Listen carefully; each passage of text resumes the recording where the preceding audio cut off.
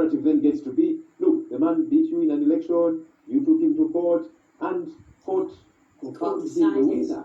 And so we are having discussions as a party. One thing for sure is that we are law abiding. We are not like Mr. Museveni. Mr. Museveni got into power illegally. He killed people. He shed blood.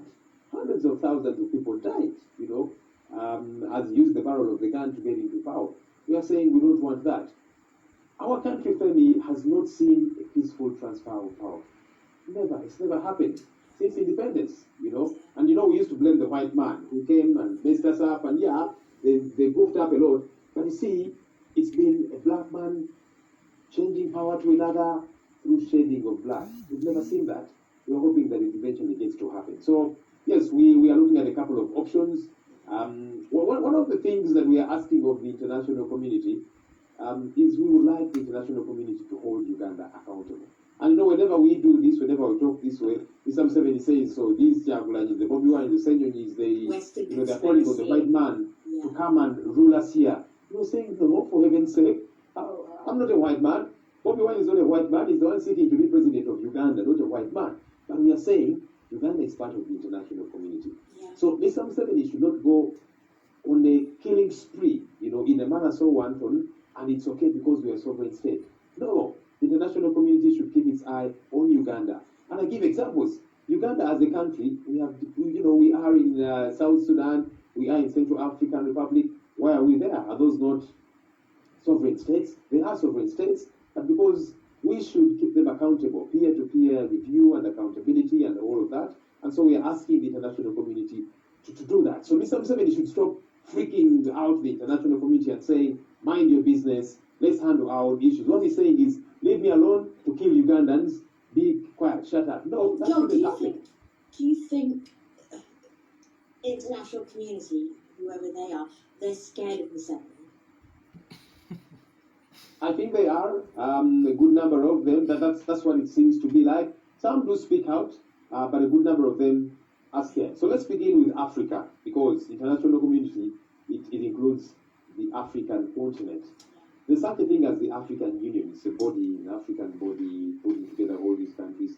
Many times they're silent about these issues. I'm trying not to make my eyes roll when you say African Union, because there are many leaders. They are bad because majority of them are guilty of the same things that Mr. Museveni is doing. Exactly. They are totalitarian in their countries, they are preponderant, they oppress the opposition, so they will not hold him accountable. They will not say a thing because they look at him as one of them, as their buddy. That's why they will be silent. Now let's broaden it, let's go out of Africa, and look at the rest of the international community, the West, the US.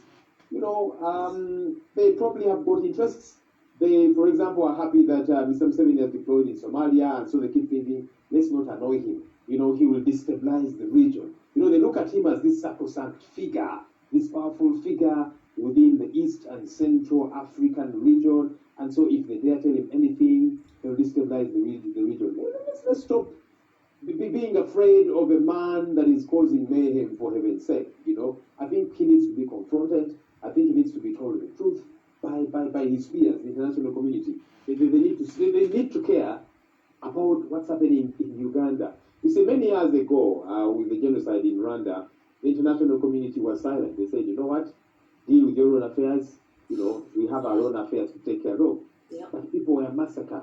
They woke up much later to realize we probably should have done something. We probably should have spoken out a lot more than we did. So I hope the international community does not wake up one day to regret. Yeah, I was just about to make a comment about Rwanda today, but I don't want to take us off topic. This is I am Scanix. How far is H.E. Bobby with his loss? Is he on? I'm just trying to think mentally. You, NUP, Bobby. Where are you in terms of being able to pick yourself up and keep going on? How's Bobby doing right now? I spoke to Bobby a few hours ago. Nowadays, we can only communicate with him via phone. I'll tell you what. He is stronger than ever before. His resolve is stronger than ever before. Yes, they have stolen our election, the election of Ugandans. He doesn't even say they've stolen my victory. He says they've stolen the victory of Ugandans because he has only one vote. All right? This was the victory belonging to Ugandans. but he's very resolute because one, Mr. Museveni keeps exposing himself, and for us, we believe we continuously keep chipping away at this tree. Mr. Museveni and his 35-year-old dictatorship is like a huge tree that has fortified itself. You know, bringing it down, I'll be honest, is not easy. But you've got to get an axe and keep chipping away and keep hitting at it. And we believe we have continuously done that, and we continuously do that. And so he continues to encourage Ugandans, one, not to lose hope, because many people are in a state of despondency. They're very disappointed, and so they're thinking all hope is lost. But Bobiwine says, let's keep strong, let's keep pressing on. You know, time is going to come. We just have got not to give up. Because you see, when you just might give up at a time when this tree is about to fall. So keep cutting away, keep chipping away, eventually it will fall. So that's the mode in which he is, you know. Yes, he's disturbed that he's being held under house arrest. He's disturbed that they are denying him, you know, anybody that tries to take food to him, they lock them out and so on. These things, yes, disturb him as an individual, but his resolve is strong. He knows that we are up to the right thing. He knows that if he was not doing the right thing, he would not be being treated this way. And so he knows this has got to be done, and somebody has got to do it, and he's happy to do it. I'm getting notes here about a potential demonstration on Jan 26. Is that something that you would want to talk about publicly? So January 26th is the day that Mr. Museveni celebrates what they call liberation, because that's the day he, with Mr. Museveni, with his fellow gun-wielding rebels, killers, I must say, you know, took over power, and so they celebrate this every year. But yes, I have heard that many people are planning to demonstrate out there, provided for within the laws. You know, it's not something that we have engineered, that we have started as the National Unity Platform Party, but these are Ugandans who are saying, you know what, let's take action, let's do something. We don't need to get an order from Bobiwine or anybody else, you know. And so that keeps happening. Unfortunately, of course, the state always meets them with brutality and so on. But people always, they try and self-lead, so to call it. I remind you, there's a time when Bobiwine was arrested, and when he was in incarceration, protests broke out. He did call them out, because you see, each time there's a protest, even when it's peaceful, Mr. Museveni will say, now this Bobiwine is getting people to protest and so on. That time he was behind bars. He did not place any order for people to protest, but they were saying, you know what, let's take action. And that's what Bobiwine keeps telling them. He keeps saying, look, this is not about me as Bobiwine. This is about all of us as a people. Everybody must play their part. Don't abandon this and relegate it to Bobiwine, Ssenyonyi, and a few other leaders. Each one of us, because every Ugandan is oppressed, you know. It's not just Bobiwine that is oppressed. And then I'll be honest, you know, he has made some money over the years as an artist and so on. And then so one would even say, so there's somebody that said, but you see, Bobiwine, you keep making noise and saying you're oppressed, but you see, when you're unwell, you can access good healthcare, you can pay for it, you take your children to good schools. And he said, yes, I'm lucky, I'm one of the few who was able to rise from the ghetto to get to where I am. But there's many other people that have not gotten to the place at which he is. And so they take personal responsibility and say, you know what, this is about me. I'm fighting for myself, not for Bobiwine. Because when I go to hospital, there's no medicine for me. When I take my children to school, they're studying under trees. When it rains, there's no schooling, you know. Many young people don't have a job. And so they're saying, you know what, this is not about Bobiwine. It's about each and every Ugandan who is oppressed wherever they are. This is such a tough conversation to have with you, because usually when you're doing a sort of election debrief, you want to sort of take into account, well, obviously there were some voters who voted for the ruling party, but it's impossible to know how much support President Museveni has, because so much of the election campaign and then election day and then post-election day, there was so much intimidation that it leads you to believe then probably have something they're either afraid of as a ruling party, or maybe they didn't even win it. So it just leaves doubt in the minds of people who are following this, reporting on this, and of course people who are living through this. A lot of people want to know what next. They're looking to you, to the National Unity Platform, for leadership. What would you say to them as we wrap up this conversation?